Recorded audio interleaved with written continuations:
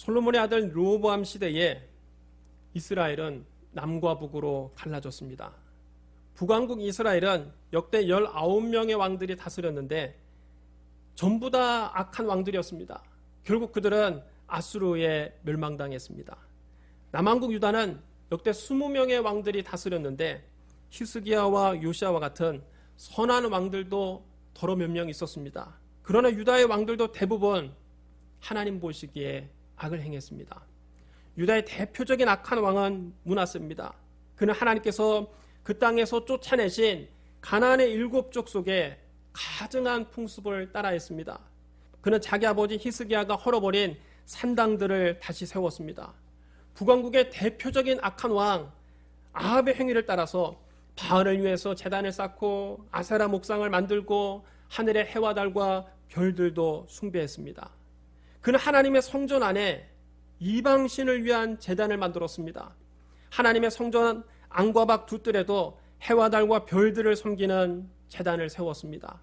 그는 또 자기 아들을 산처로 불러 태워서 이방신에게 제물로 바쳤습니다.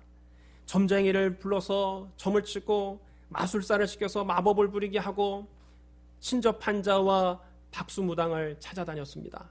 그는 자기가 손수 만든 아세라 목상을 하나님의 성전 안에 버젓이 세워두기도 했습니다. 하나님께서 진노하셨습니다. 하나님께서 예루살렘과 유다에 무서운 재앙을 예고하셨습니다. 유다 왕 므낫세가 이 가증한 일과 악을 행함이 그전에 있던 아모리 사람들의 행위보다 더욱 심하였고 그들의 우상으로 유다를 범죄하게 하였도다. 그러므로 이스라엘 하나님 여호와가 말하노니 내가 이제 예루살렘과 유다에 재앙을 내리리니 듣는 자마다 두 귀가 울리리라. 내가 사마리아를 젠줄과 아합의 집을 달인보던 추를 예루살렘에 베풀고 또 사람이 그릇을 씻어 엎음같이 예루살렘을 씻어버릴지라. 내가 나의 기업에서 남은 자들을 버려 그들의 원수의 손에 넘긴즉 그들이 모든 원수에게 노략거리와 겁탈거리가 되리니 이는 애굽에서 나온 그의 조상 때부터 오늘까지 내가 보기에 악을 행하여 나의 진노를 일으켰음이니라. 그런데 그 후에 요시야 왕은 하나님의 성전에서 발견된 율법책을 발견하고서 그 말씀을 듣고 통곡하고 회개했습니다. 그는 강력한 종교개혁을 단행했습니다. 그는 유다 왕들의 잘못을 바로잡으려 했습니다. 하지만 요시야가 죽자 유다는 다시 악한 길로 돌아갔습니다. 요시야의 아들 여호아스는 23살에 유다의 왕이 됐습니다. 그는 예루살렘에서 겨우 3달 동안 다스렸습니다. 그는 그 짧은 기간 왕의 자리에 있으면서도 그의 조상들처럼 하나님 보시기에 악을 행했습니다. 그러니 나라 꼴이 어떻게 되겠습니까? 국력이 갈수록 쇠약해지는 것입니다. 일찍이 다윗이 이스라엘 왕이었을 때 그는 늘 하나님의 뜻을 구했습니다. 다윗이 하나님 마음에 맞는 사람이 되자 그는 어디를 가든지 이겼습니다. 다윗은 주변 나라들을 모두 굴복시키고 그들로부터 조공을 받았습니다. 그러나 유대의 역대 왕들이 하나님 보시기에 악을 행하자 어떻게 됐습니까? 이제는 반대로 유다가 주변 나라들에게 굴복하고 조공을 바치게 됩니다. 남쪽에서 애굽 왕 느고가 쳐들어와서 여호아스를 하마 땅 림나에 가두고 유다가 애굽에 은 100달란트와 금 1달란트를 조공으로 바치게 했습니다. 애굽 왕 느고는 요시야의 또 다른 아들 엘리야김을 유다 왕으로 세우고 그 이름을 여호아김으로 고쳐 부르게 했습니다. 여호아스는 애굽으로 끌려가서 그곳에서 죽었습니다. 여호아스 대신에 유다의 왕이 된 여호야김은 애굽 왕의 요구대로 그에게 은과 금을 매년 바쳤습니다. 그는 애굽 왕에게 조공을 바치기 위해서 백성들의 재산 정도에 따라 세금을 부과했습니다. 유다는 어느새 이제 애굽의 속국으로 전락하고 만 것입니다. 여호야김도 유다의 다른 왕들처럼 하나님 보시기에 악을 행했습니다. 그러자 이번에는 북쪽에서 바벨론 왕 느부갓네살이 쳐들어왔습니다. 바벨론은 원래 갈대아의 수도였습니다. 아수르가 근동 지역의 패권을 장악하고 있던 시대에 갈대아는 작은 도시국가에 불과했습니다. 하지만 바벨론을 중심으로 점차 세력을 넓히더니 거대한 제국으로 성장합니다. 그래서 제국의 이름을 바벨론으로 바꾸게 된 것입니다. 바벨론은 급기야 거대한 아수르 제국을 무너뜨리고 근동 지역의 새로운 패권 국가가 됩니다. 아수르를 멸망시킨 바벨론은 그 여세를 몰아 애굽까지 남진하기 위해서 먼저 애굽의 속국 노릇을 하던 유다를 공격한 것입니다. 이때 바벨론 왕이 느부갓네살입니다. 느부갓네살은 바벨론 제국의 최전성기를 이끈 왕입니다. 여호야김은 바벨론 왕 느부갓네살에게 항복하고 3년 동안 그에게 조공을 바칩니다. 어느새 유다는 북쪽에 있는 바벨론에도 조공을 바치는 신사가 되고 말았습니다.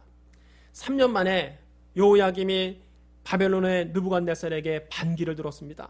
그러자 바벨론의 갈대아 군대와 아람 군대와 모압 군대와 암몬 군대가 유다를 공격했습니다. 하나님을 떠난 유다는 주변의 이 나라 저 나라에게 얻어맞는 동네북이 되고 말았습니다. 여호야김이 죽자 그의 아들 여호야긴이 그의 뒤를 이어서 왕이 됐습니다. 여호야긴은 18살에 왕이 돼서 그도 예루살렘에서 겨우 석 달간 다스렸습니다. 그도 그의 아버지처럼 하나님 보시기에 악을 행했습니다. 그러자 바벨론군이 또 유다를 침공해서 예루살렘 성을 포위했습니다. 바벨론의 2차 침공입니다. 그들이 예루살렘 성을 포위했을 때 바벨론 왕 느부갓네살이 직접 그곳에 왔습니다. 결국 유다 왕 여호야긴은 그의 어머니와 모든 신하들과 함께 바벨론 왕 앞에 나가서 머리를 조아리며 굴욕적으로 항복합니다. 바벨론 왕 느부갓네살은 유다 왕 여호야긴과 왕의 어머니와 왕의 아내들과 내시들과 고관들을 모두 포로로 붙잡아갔습니다. 또 예루살렘 주민들과 관리들과 용사 10,000명도 포로로 잡아갔습니다. 또 기술이 있는 장인들과 무기를 만들 수 있는 대장장이들을 모두 포로로 끌고 갔습니다. 그래서 그 땅에는 아주 가난하고 보잘것없는 사람들만 남게 됐습니다. 유다가 다시는 일어날 수 없게 만든 것입니다. 바벨론 왕 느부갓네살은 성전과 궁전에 있는 모든 보물도 바벨론으로 탈취해 갔습니다. 그는 솔로몬 왕이 만든 성전의 모든 금그릇을 깨뜨려 산산조각 냈습니다. 바벨론 왕 느부갓네살은 유다 왕 여호야긴을 포로로 잡아가면서 그의 삼촌 mat다니아를 대신 왕으로 세우고 그의 이름을 시드기야로 고쳐 부르게 했습니다. 시드기야가 왕이 됐을 때 그의 나이 21살이었습니다. 그는 예루살렘에서 11년 동안 다스렸습니다. 유대의 역대 왕들이 하나님 보시기에 이렇게 악을 행하다가 나라가 이 지경이 됐으면 그는 좀 깨닫는 바가 있어야 되지 않습니까? 뭔가 좀 달라야 되지 않습니까? 하지만 안타깝게도 시드기야 역시 여호야김의 모든 행위를 본받아서 하나님 보시기에 악을 행했습니다. 하나님께서 예루살렘과 유다에 진노하셨습니다. 더는 그들을 그 거룩한 땅에 살도록 내버려 두실 수 없었습니다. 하나님께서 마침내 그들을 그 땅에서 쫓아내기로 결심하십니다. 그때 시드기야가 바벨론 왕에게 반기를 들었습니다. 시드기야 왕 제9년 10월 10일에 바벨론 왕 느부갓네살이 그의 모든 군대를 거느리고 예루살렘을 치러 와서 그 성을 포위하고 성벽 주위에 토성을 쌓았습니다. 바벨론의 3차 침공입니다. 바벨론 왕은 1년 6개월 동안 예루살렘을 포위하고 군대를 물리지 않았습니다. 시드기야 왕 제11년 4월 9일에 성 안에 기근이 심해져서 백성들의 먹을 양식이 다 떨어지고 성벽이 뚫리기 시작했습니다. 시드기야는 더는 성을 지킬 수 없음을 깨닫고 밤을 틈타서 자기 호위병들 몇 명을 거느리고 성을 빠져나가서 도망갔습니다. 바벨론 군대가 시드기야를 추격해서 여리고 평지에서 그를 사로잡았습니다. 시드기야의 호위병들은 다 그를 버리고 뿔뿔이 도망갔습니다. 바벨론 군대가 시드기야를 림나에 있는 바벨론 왕에게 끌고 가자 그가 직접 시드기야를 신문했습니다. 그들은 시드기야가 보는 앞에서 그의 아들들을 죽이고 시드기야의 두 눈을 뽑고 그를 쇠사슬로 묶어서 바벨론으로 끌고 갔습니다. 오늘 우리가 읽은 예레미야서를 쓴 선지자 예레미야는 종교개혁을 일으켰던 요시야 왕 때부터 유다의 마지막 왕 시드기야 때까지 활동했던 선지자입니다. 하나님의 말씀이 예레미야에게 임했습니다. 내가 너를 모태에 짓기 전에 너를 알았고 네가 배에서 나오기 전에 너를 성별하였고 너를 여러 나라의 선지자로 세웠노라. 하지만 예레미야는 하나님 말씀을 감당할 자신이 없었습니다. 그래서 하나님께 말씀드렸습니다. 슬프도소이다 주 여호와여 보소서 나는 아이라 말할 줄을 알지 못하나이다. 그런 하나님이 말씀하셨습니다. 너는 아이라 말하지 말고 내가 너를 누구에게 보내든지 너는 가며 내가 너에게 무엇을 명령하든지 너는 말할지니라. 너는 그들 때문에 두려워하지 말라. 내가 너와 함께하여 너를 구원하리라. 나 여호와의 말이니라. 그런 다음 하나님께서 손을 예레미야 입에 대시며 말씀하셨습니다. 보라, 내가 내 말을 네 입에 두었노라. 보라, 내가 오늘 너를 여러 나라와 여러 왕국 위에 세워 네가 그것들을 뽑고 파괴하며 파멸하고 넘어뜨리며 건설하고 심게 하였느니라. 하나님의 말씀이 또 예레미야에게 임했습니다. 예레미야야, 네가 무엇을 보느냐? 내가 살구나무 가지를 보나이다. 하나님께서 예레미야에게 말씀하셨습니다. 네가 잘 보았도다. 이는 내가 내 말을 지켜 그대로 이루려 함이라. 살구나무에 해당하는 히브리어는 샤케드입니다. 지키다는 히브리어는 쇼케드입니다. 두 단어의 의미 비슷합니다. 하나님은 당신의 말씀을 반드시 지키시겠다는 뜻으로 예레미야에게 살구나무 환상을 보여주셨습니다. 하나님의 말씀이 또 예레미야에게 맺습니다. 네가 무엇을 보느냐? 끓는 가마를 보나이다. 그 윗면이 북쪽에서부터 기울었나이다. 하나님께서 예레미야에게 말씀하셨습니다. 재앙이 북쪽에서 일어나 이 땅의 모든 주민들에게 부어지리라. 내가 북방 왕국들의 모든 족속들을 부를 것인즉 그들이 와서 예루살렘 성문 어귀에 각기 자리를 정하고 그 사방 모든 성벽과 유다의 모든 성읍들을 치리라. 여호와의 말이니라. 무리가 나를 버리고 다른 신들에게 분향하며 자기의 손으로 만든 것에 절하였은즉 내가 나의 심판을 그들에게 선고하여 그들의 모든 죄악을 징계하리라. 예레미야는 끓는 가마의 환상을 보고 재앙이 북쪽에서 올 것임을 미리 알았습니다.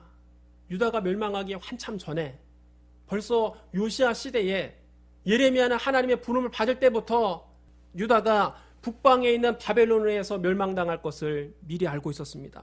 예레미야는 조국에 멸망당할 것을 미리 알았고 또 실제로 처참하게 멸망하는 과정을 눈물을 흘리며 지켜보아야만 했습니다.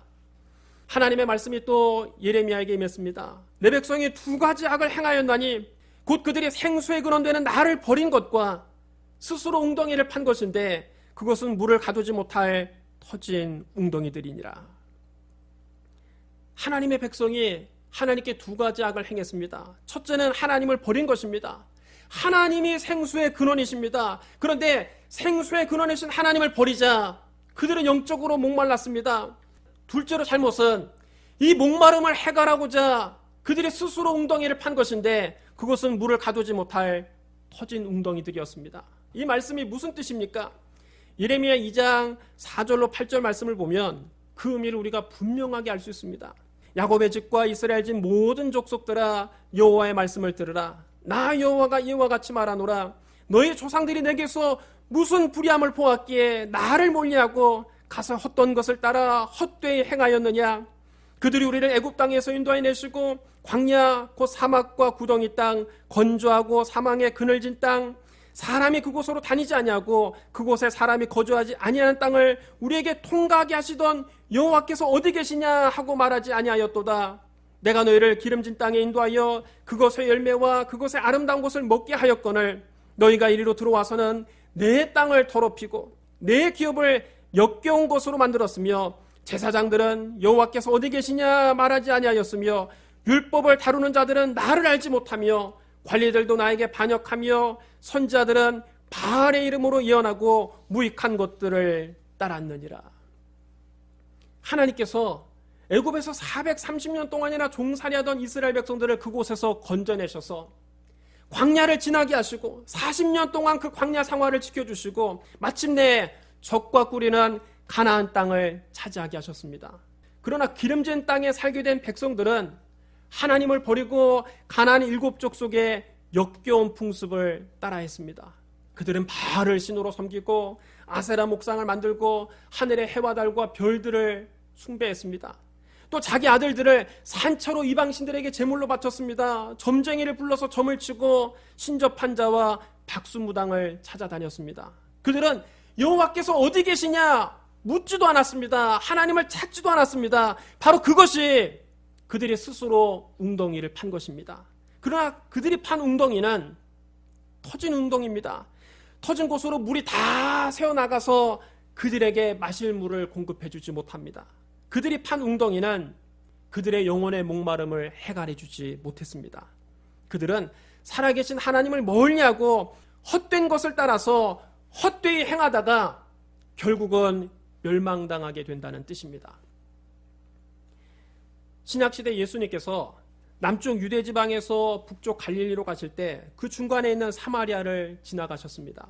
예수님께서 사마리아에 있는 수가라는 마을에 이르셨습니다. 이 마을은 야곱이 그의 아들 요셉에게 준 땅에서 가깝고 야곱의 우물이 거기 있었습니다. 예수님이 여행에 피곤하셔서 우물가에 앉아서 쉬셨습니다. 때는 정오였습니다. 그때 한 사마리아 여자가 물을 기르러 이 우물가에 나왔습니다.